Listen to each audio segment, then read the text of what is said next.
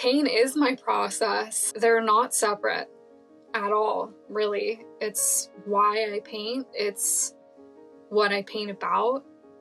And I'm in pain like every second, every day. So it's not something that I can even like extricate, I think, when I think about my artistic process.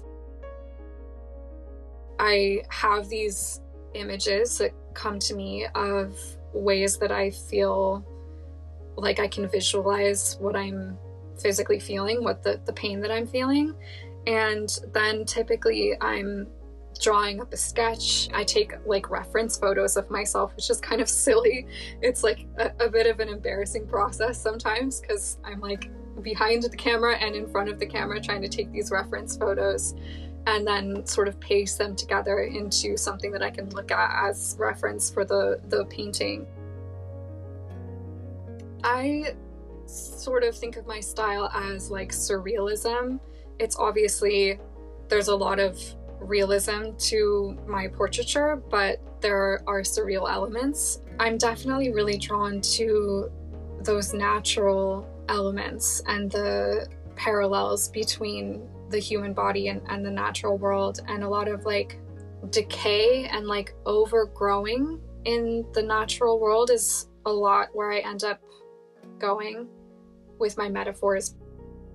It's very like overwhelming, and your body is just doing something weird when you have a chronic condition, and so I look for these sort of weird things in nature, like invasive species or things like that, that sort of have that same feeling of heaviness, I think, that my chronic pain has.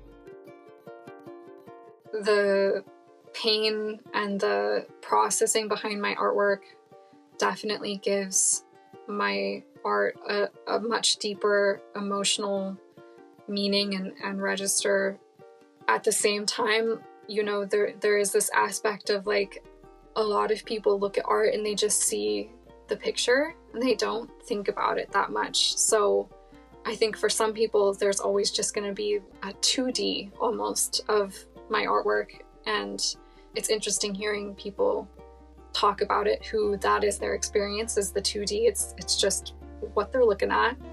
And then the people that are like, wow, this must be meaningful in some way, or like, I relate to this.